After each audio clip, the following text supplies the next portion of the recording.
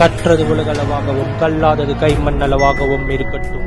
Hello everyone, எல்லாரும் எப்படி இருக்கீங்க? நல்லா இருக்கீங்களா? இந்த வீடியோல உங்ககிட்ட பேசுற டாபிக் என்ன அப்படின்னு பாத்தீங்கன்னா, ஒரு பர்டிகுலர் பர்சனுடைய சீரியல் கில்லிங் அப்படிங்கிற ஒரு பர்டிகுலர் விஷயம்னா, கிட்டத்தட்ட கேரளாலேயே மிரட்டிய ஒரு சீரியல் கில்லர் பத்தி தான் இந்த வீடியோல பேச போறேன்.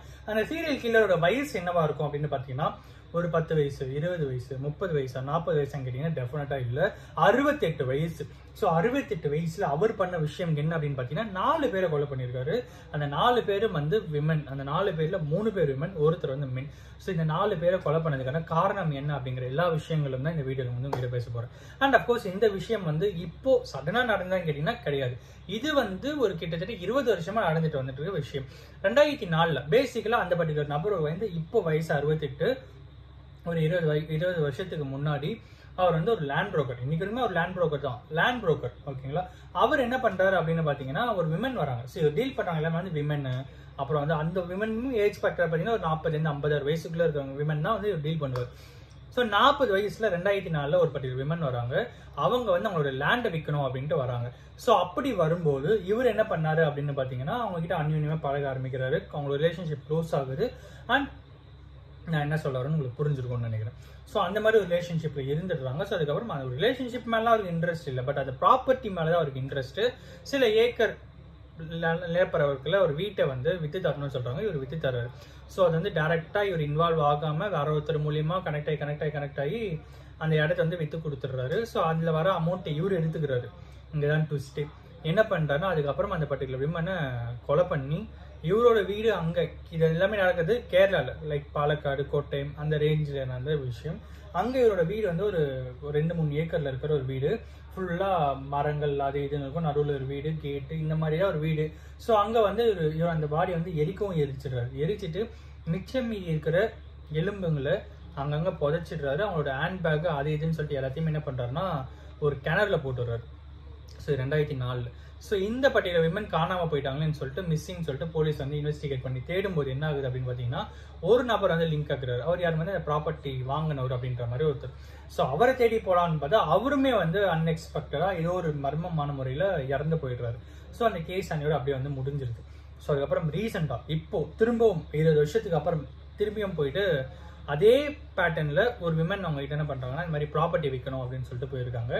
இவர் இந்த ப்ராப்பர்ட்டி நான் வித்து தரேன் அப்படின்னு சொல்லி திரும்பியும் அவங்க கிட்ட க்ளோஸ் ரிலேஷன்ஷிப்ல இருக்காரு. அப்படி இப்படின்னு இருக்காரு. அதுக்கப்புறம் என்ன ஆகுது அப்படின்னு பாத்தீங்கன்னா, அந்த ப்ராப்பர்ட்டியை வித்து தர்றாரு. அந்த ப்ராப்பர்ட்டியோட ஒர்த் வந்து ஒரு 1.5 கோடி ரூபாய். அந்த 1.5 கோடி ரூபாய் ப்ராப்பர்ட்டி வந்து வித்து கொடுத்துறாரு. அதுக்கப்புறம் என்ன ஆகுது அப்படின்னு பாத்தீங்கன்னா, இவங்களையும் வந்து கொலை பண்ணிட்டு அந்த அமௌண்ட் வந்து எடுத்துக்கிறாரு.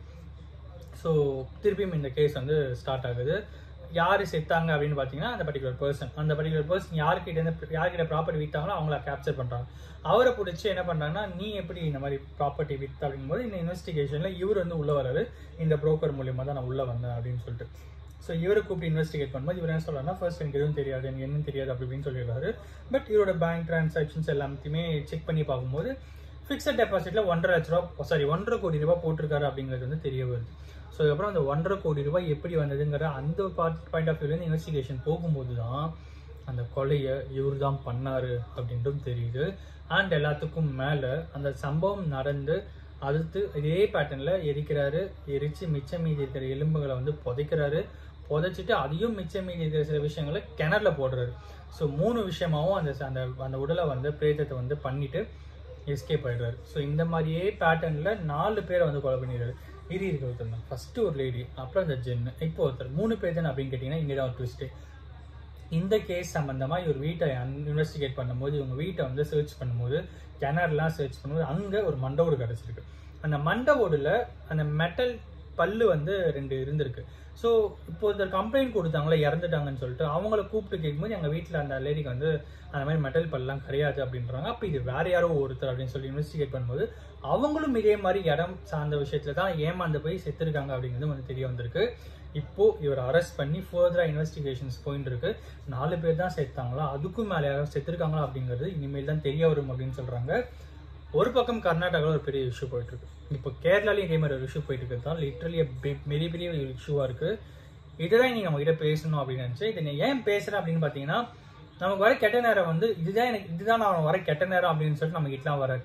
அன்எக்ஸ்பெக்டடா வர ஒரு விஷயமா தான் இருக்கும். ஸோ எப்படிப்பட்ட விஷயமா இருந்தாலும் ஒரு சின்ன சின்ன விஷயமா இருந்தாலும் சேஃபா பார்த்து உஷாரா நம்ம ஸ்டெப் எடுத்து வைக்கணும் அப்படிங்கிற ஒரு பர்டிகுலர் விஷயத்தை தான் உங்களுக்கு நான் பேசணும் அப்படின்னு நினைச்சேன். இந்த வீடியோ தான் ஒருத்தருக்கு நாலேஜ் சொல்லி நான் நம்புறேன். Thank you so much.